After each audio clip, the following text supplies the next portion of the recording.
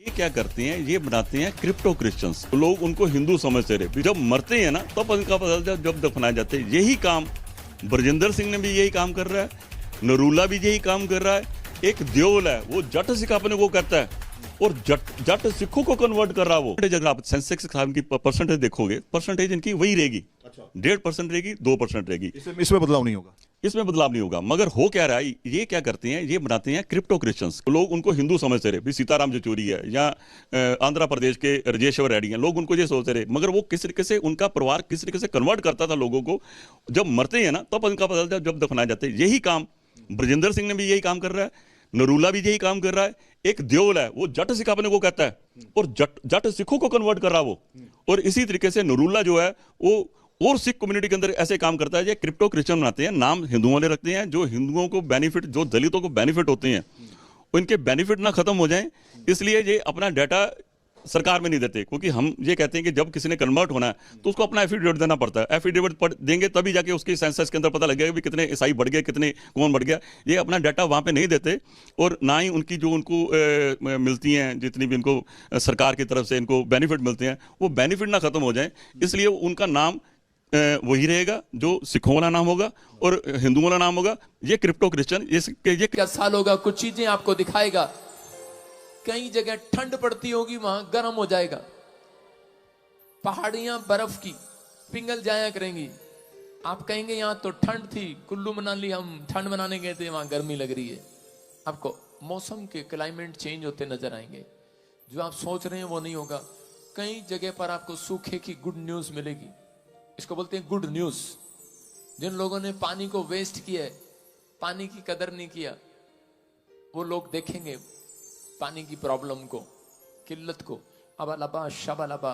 पवित्र आत्मा कहता है कि कुछ देश कोशिश करेंगे भारत से ऊपर आने की, लेकिन ऊपर नहीं आएंगे। भारत एक ऐसी खोज कर लेगा जिसका चारों तरफ देशों में नाम हो जाएगा यीशु मसीह के नाम में।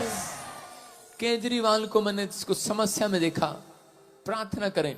ममता बनर्जी को कुछ समस्या में देखा, परमेश्वर का आत्मा करे कुछ लोग इकट्ठे होकर दुआ करें अपने सीएम के लिए, अपने देश के लिए, प्रधानमंत्री के लिए।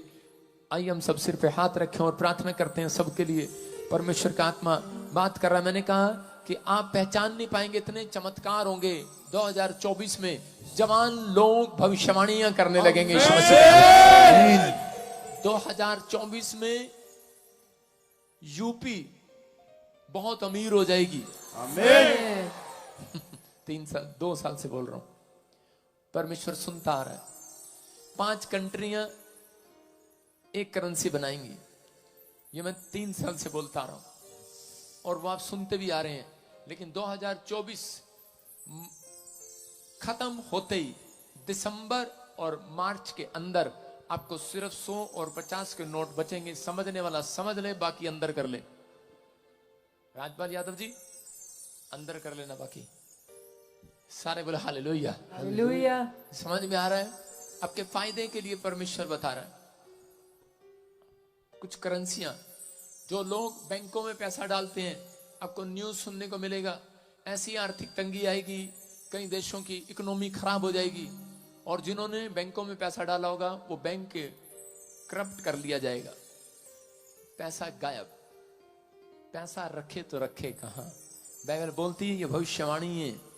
ऐसा 2024 अक्टूबर, नवंबर, दिसंबर, 25 में, मार्च में, 2025 में भी आपको सुनने लगेंगे। आपके पास 8 महीने हैं अभी गौर करने के।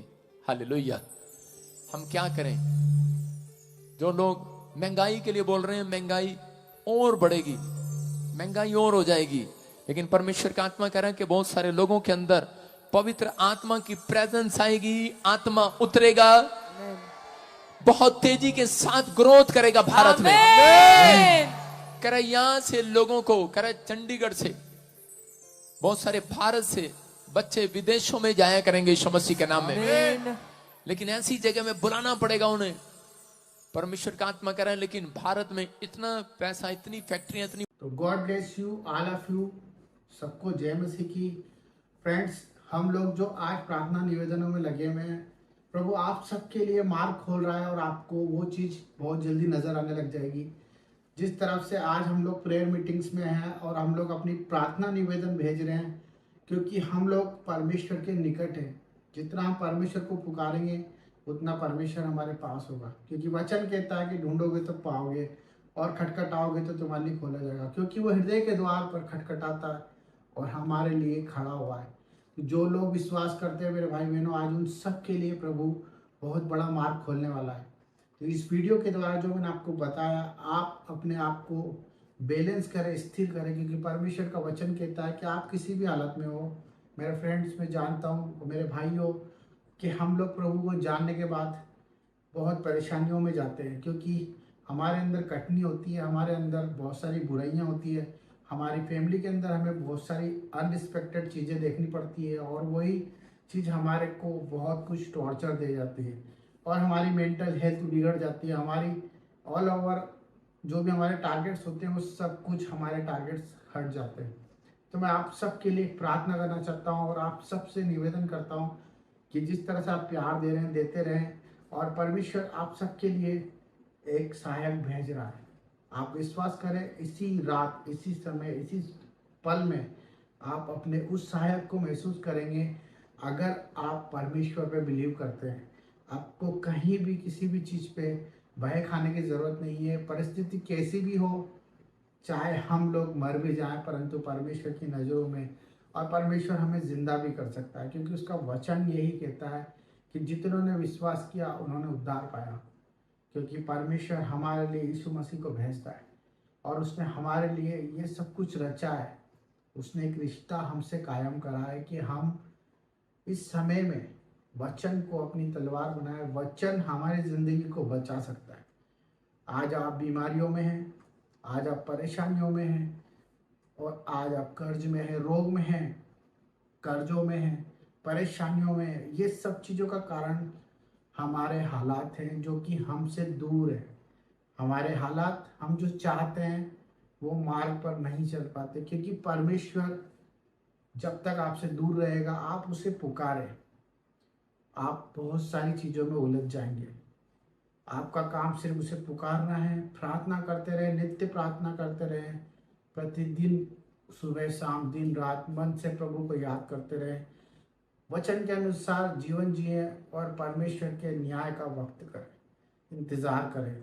उस वक्त का इंतज़ार करें जो उसने हमारे लिए निर्धारित किया है, क्योंकि वचन यही कहता है कि जो स्थिर रहेगा वो परमेश्वर का कहलाएगा, और जो अंत तक धीरज धरेगा वो परमेश्वर के मुकुट को अपने जीवन में धार पाएगा। तो मेरे भाई बहनों, हम आप सबके लिए प्रार्थना करते हैं और परमेश्वर आप सबको शांति दे। तो सबको जय मसीह की। God bless you.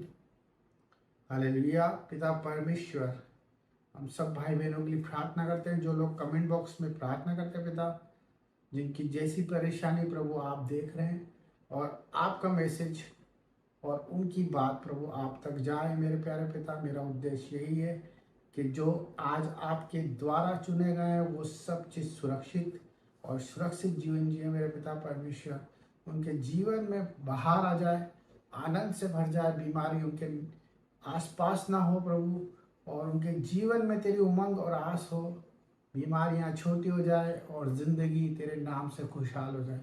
प्रभु, तेरे आगे हाथ फैलाने वाले कभी मनुष्य के आगे हाथ ना फैलाएंगे। मेरा विश्वास है मेरे प्यारे पिता कि तेरे बच्चे तेरे न्याय के लिए खड़े हैं, और अपने आप को नहीं परंतु तुझे देख के जीने वाले हैं। सबको जय मसीह की, और सबके लिए आशीषित हो प्रभु यीशु के नाम में, आमीन। तो God bless you all of you. ये आपके लिए एक मैसेज था। परमेश्वर आप सबको शांति दे।